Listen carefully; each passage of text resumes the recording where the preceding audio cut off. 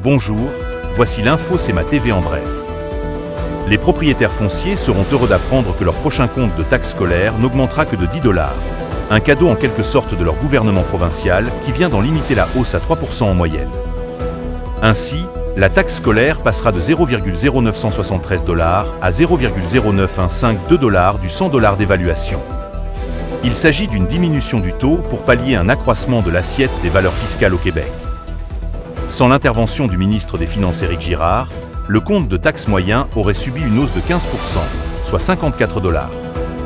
Toutefois, Québec devra combler le manque à gagner des centres de services scolaires par une aide financière additionnelle de 150 millions de $ qui portera l'aide gouvernementale à près de 2 milliards de $ par année.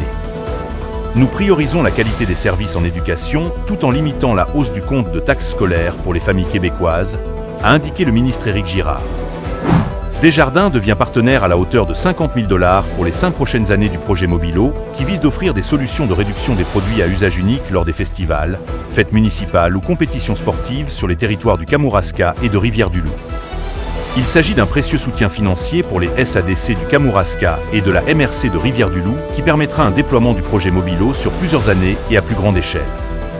En 2023, lors de la phase pilote, 10 événements ont accueilli un Mobilo dans la MRC du Kamouraska et de Rivière-du-Loup et 6800 bouteilles d'eau en plastique ont été évitées. Cette année, au moins 20 événements bénéficieront des unités mobiles d'eau potable qui apporteront leur contribution à la gestion des matières résiduelles.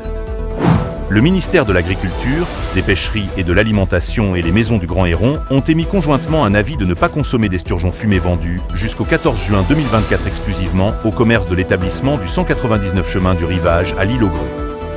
Le produit visé était vendu sous vide dans un sachet de plastique transparent et vendu à l'état réfrigéré. Les personnes qui ont ce produit en leur possession sont avisées de ne pas le consommer s'il a été fabriqué depuis plus de 14 jours. Elles doivent le retourner à l'établissement où elles l'ont acheté ou le jeter. Au sport. L'Everest de la Côte-du-Sud a abordé le repêchage 2024 qui s'est déroulé samedi à Valleyfield en mettant l'accent sur le poste crucial de gardien de but avec l'acquisition de Noah Preston Moore pour épauler Alexandre Lausier. Moore, natif de Pabos, a été invité au mois de mai par l'organisation lors de la Coupe Québec.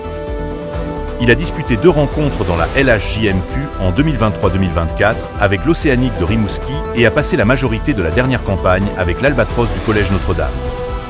Pour toutes les nouvelles, visitez le cematv.ca ou suivez le fil Twitter X de CEMA TV.